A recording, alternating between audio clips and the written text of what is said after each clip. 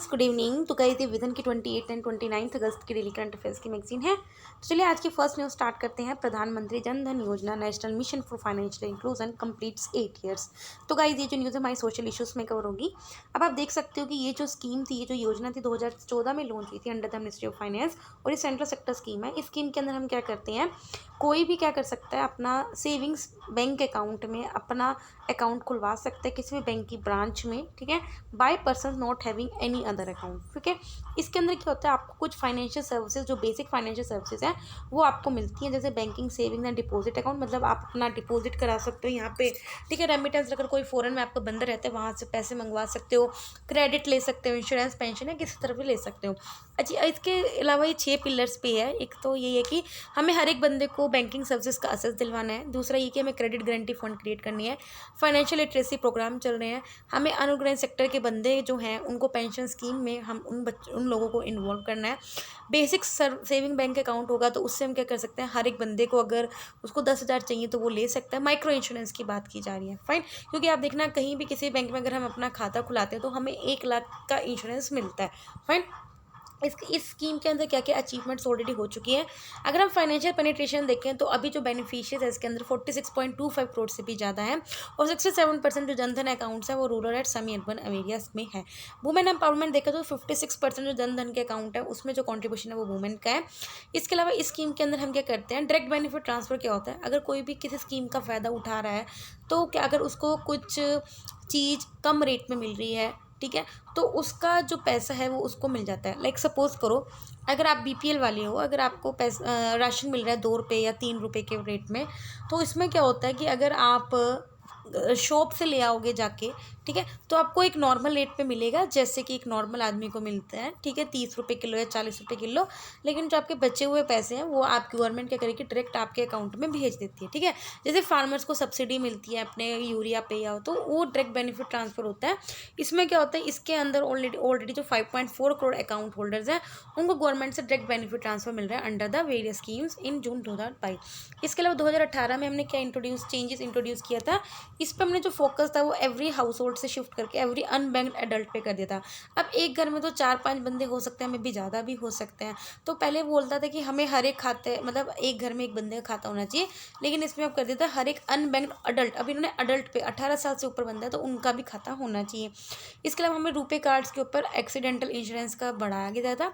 पहले 1 लाख था, उसको बढ़ा के 2 लाख कर दिया था, जो भी इस अकाउंट्स के अंदर है जो ओपन हुए आफ्टर द 28 अगस्त 2018।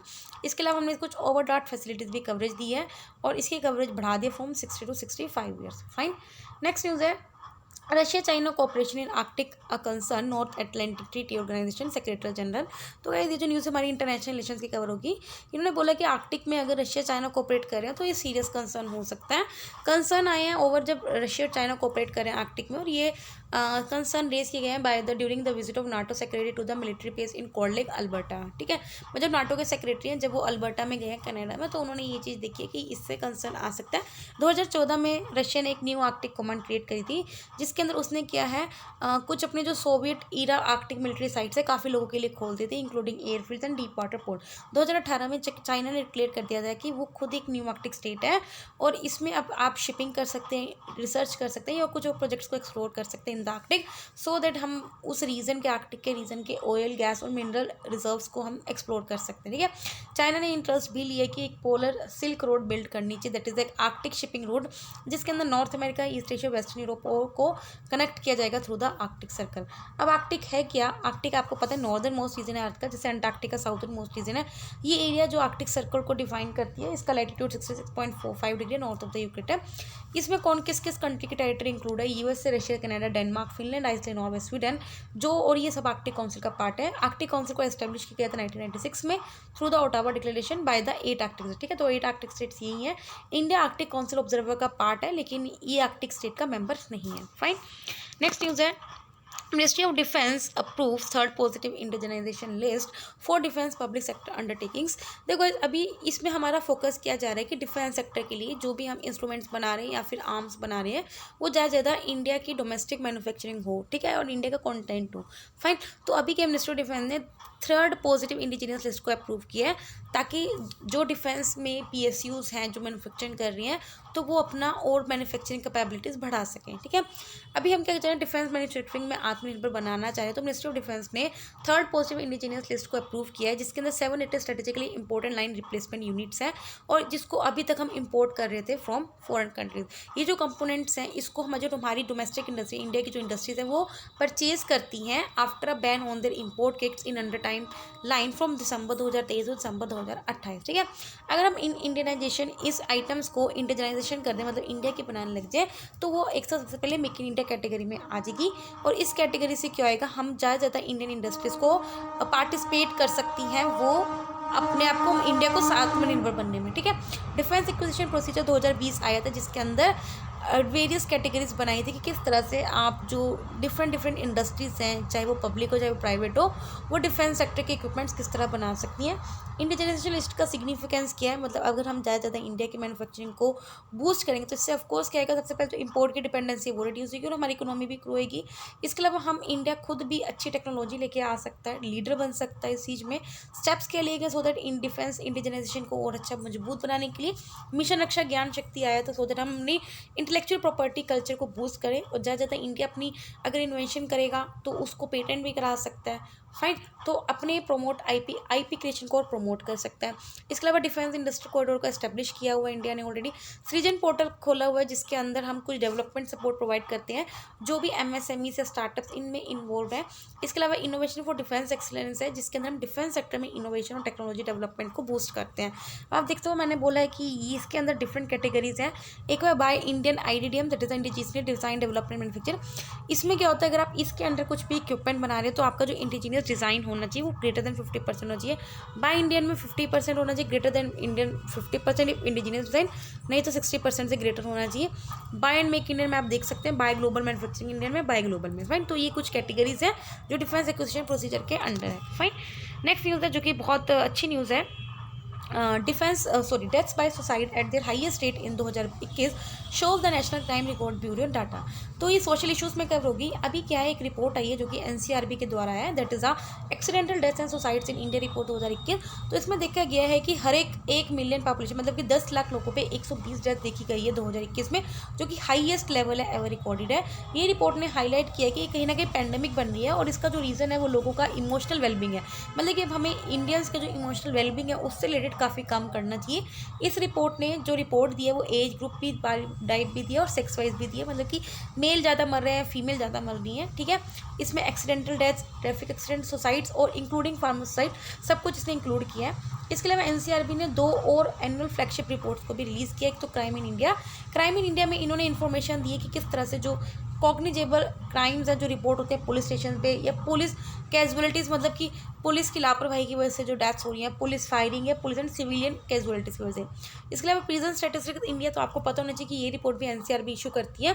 इसके अंदर कुछ डाटा दिए कि किस तरह से डिफरेंट टाइप ऑफ जेल्स का डाटा दिया है, वहाँ पे स्ट्रेंथ कितनी है, ओवर क्राउडिंग तो नहीं है, वहाँ पे जेल ऑफिसर्स कितने ट्रेंड हैं या प्रिजन का बजट क्या है, उसका सबका रिपोर्ट दिया है। और ये बेस्ड होता है on the principle of importance of adequacy of prison infrastructure for successful reformation of prisoners, ठीक है।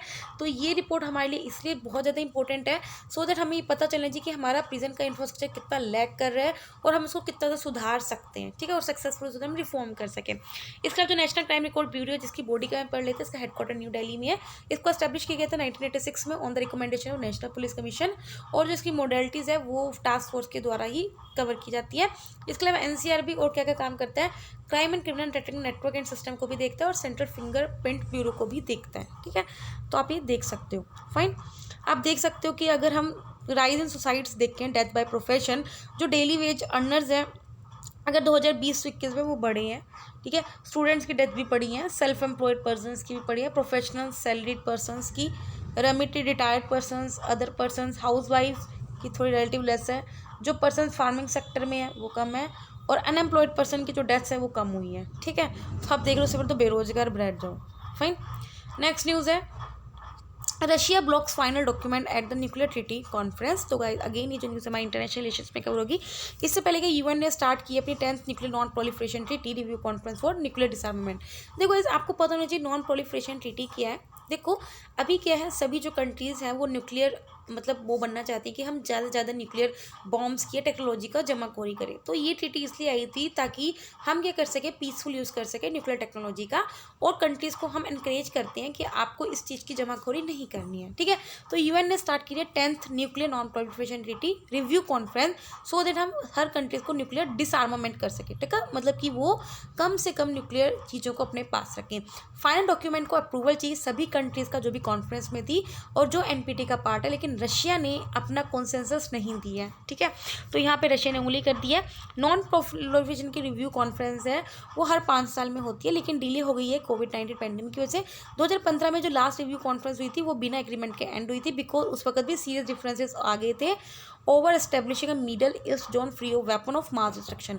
फाइन, तो non proliferation treaty international treaty है जिसका एम है कि न्यूक्लियर वेपन्स के स्प्रेड को कम करना है, बंद करना है, इसके अलावा पीसफुल यूज़ करना है न्यूक्लियर एनर्जी का। गोल है डिसआर्मामेंट का। ये सिग्नेचर के लोगों ने तो 1968 में और फोर्स में आई थी 1970 में। 1995 में इसको इंडेफिनेटली एक्सटेंड कर दिया गया। इंडिया इसका पार्टी नहीं है, तो आपको पता होना चाहिए, क्योंकि इंडिया इसका पार्ट इसलिए नहीं है क्योंकि वो इस ट्रीटी को डिस्क्रिमिनेटरी मानता है, क्योंकि जो डेवलप्ड कंट्रीज़ हैं वो बहुत ज़्यादा इनमें आगे हैं, और वो इंडिया सोचता है कि अगर रूल है तो सबके लिए एक बनना चाहिए। इसके अलावा सेफगार्ड सिस्टम एस्टेब्लिश करता है under the international atomic energy agency, जो सेंट्रल रोल प्ले करती है in the area of technology transfer for peaceful purposes. Fine, अब हम बढ़ते हैं छोटी छोटी न्यूज़ में, that is the chief justice of India. तो अभी आपको पता नहीं, जस्टिस जो उदय उमेश ललित है जो कि सीनियर मोस्ट जज है सुप्रीम कोर्ट में, उनको 49th chief justice of India बने हैं। जो प्रेसिडेंट ऑफ इंडिया है वो इनको ओथ प्रोवाइड करते हैं।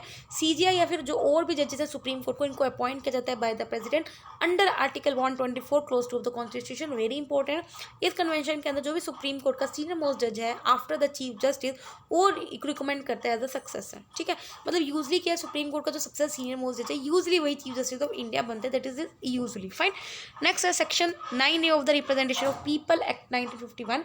इलेक्शन कमीशन ने अभी रिकमेंड किया झारखंड के चीफ मिनिस्टर को डिस्क्वालीफाई करना है as an MLA under this section of the RPEC 1951।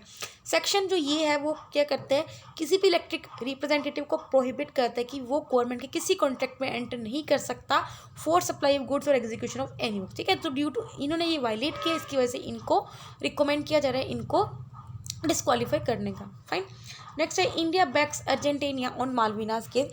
अभी जो मालवीना आइलैंड जो को फाकलैंड आइलैंड है, इसको माना गया है bone of contention between the Argentina and the UK और अर्जेंटीना के बीच में कहीं ना कहीं ये टेंशन का पार्ट रही है। और अर्जेंटीना कभी 1820 से क्लेम कर रहा है कि ये आइलैंड मेरा है, लेकिन यूके ने बोला कि ये जो आइलैंड है वो ब्रिटिश की टेरिटरी है, ओवरसी टेरिटरी है। ठीक है, अब आप देख सकते हो अर्जेंटीना कहाँ पे है, साउथ अमेरिका में। ठीक है, लेकिन यूके बोल रहा है कि ब्रिटिश के ऊपर से स्टेट है और क्लेम कर रहा है कि उसने काफ़ी सालों से वो इस आइलैंड के एडमिनिस्ट्रेशन को देख रहा है। ठीक है, नेक्स्ट है पोर्ट क्लैंग।